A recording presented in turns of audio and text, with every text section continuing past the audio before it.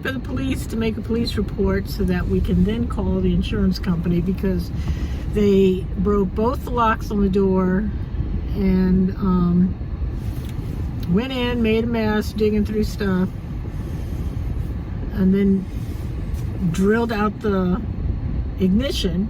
We couldn't drill it out completely. Yeah. But I guess they couldn't start it because they didn't get to take it. When we walked up to it the other day, you could tell that somebody shoved something in them, and literally the door just opened by itself. And they came in through the back. When we got in, we noticed like all this stuff they had pulled out from the console, and we didn't even notice the, we didn't notice the ignition until we came back, and Gerald tried to start it up, and we realized the ignition had been drilled, and then you could see like they have the metal shards on the ground over here, but they didn't do any damage to anything else. I mean, it doesn't even look like they came in, they didn't lay in the bed or steal anything out of here. I think they just wanted to steal the RV. So last night we went and we got a club. I don't know what good that would do, but we also bought an air tag and hid it in the back. And we had to, strap the door down because the door wouldn't even, you couldn't lock the door. You could just pull it open. So today we're here taking pictures for the insurance company. Yeah, we were wondering what the reason could be that we were targeted, but... Well, we had this on the windshield, so once somebody got in here, no one could see them as they attempted all the time in the world to do whatever they wanted to. And then we thought, maybe since, what is this, 2019? Yeah. And we don't have an electronic key, maybe they knew that this year didn't have a lot of electronics in it, so maybe that's why it was targeted. Oh, look. A broken, What? What is it?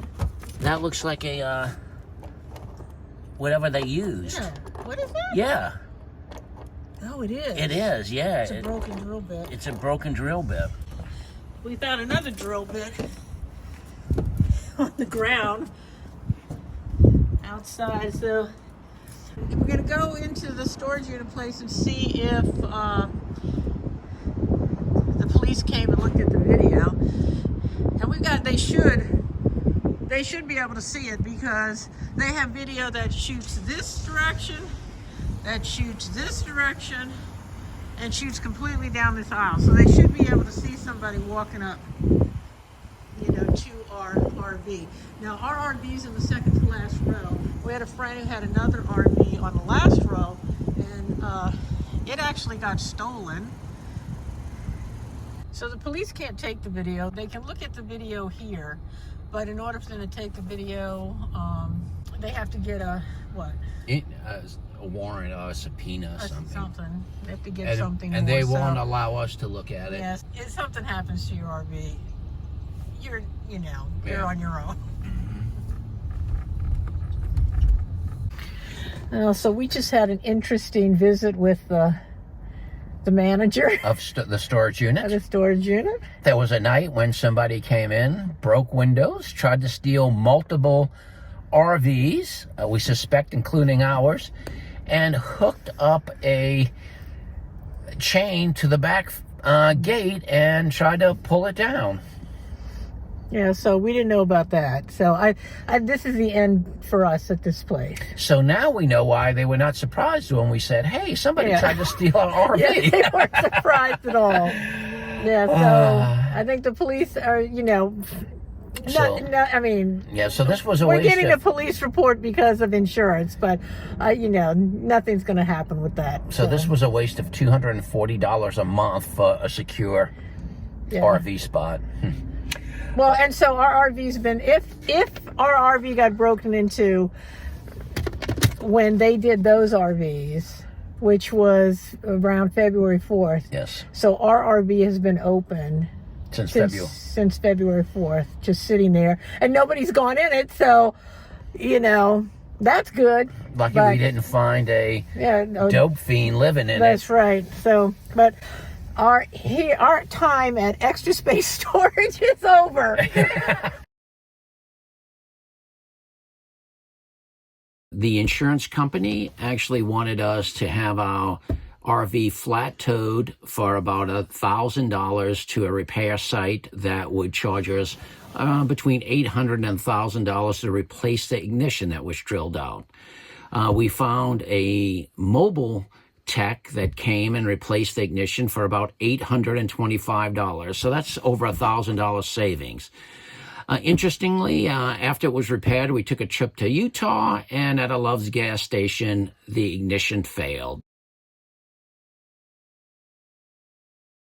And then we called a locksmith, and this is where it becomes really insightful. The locksmith came out, put a new lock set in, and keyed it to our ignition, so all our doors and the ignition was still the same key, and he charged $125. The insurance company wanted almost $2,000 for something that a locksmith came out and did for about $125, and with a $50 tip for coming out to help us. So if you ever have to replace your ignition, if somebody tries to steal your vehicle, call a locksmith. They'll come out.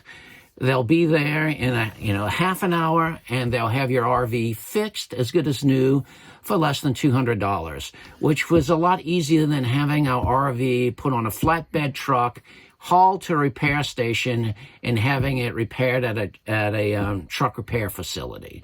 And I have a $500 deductible, so I got the whole. If I would have gone with the locksmith in the beginning, I would have saved myself over $300. The back door where they came in from, and they put a screwdriver in both of those locks and broke them.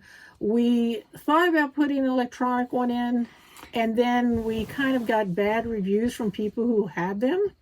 And so we just decided to replace the one we had, and we did that ourselves. And that's another key. How much was that? Yeah, we talked to the RV repair center, and they wanted over $500 to do it. Mm-hmm. I ordered one off the internet, $100. It came in and installed it in literally 15 minutes. The RV lot, knowing that they had a break-in, and they broke into like 20 vehicles. Luckily, they didn't break our windows to get in. They just got in through the door. But they didn't tell anybody. They didn't send out an email, and they have all our email addresses because they send us receipts for our payment. They didn't call anybody, so our RV sat there open for 2 months. Where we're outside of Las Vegas. We do have some homeless people. If someone would have went in there and found our RV open, they could have lived in it for 2 months. It's a fairly nice area, paying over $200 a month. It has somebody living on site. It has all the modern security. It has oodles and oodles of cameras all over. That gave me a false sense of security, and you might have a false sense of security that your RV is safe. But again, I would make sure that the door to the RV is strapped, and I'd go in and out of the front doors because they're far more difficult to break in.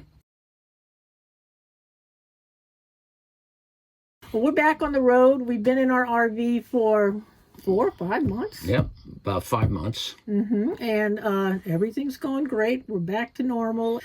We'll be putting up some more videos of what we've been up to in probably the last 6 months.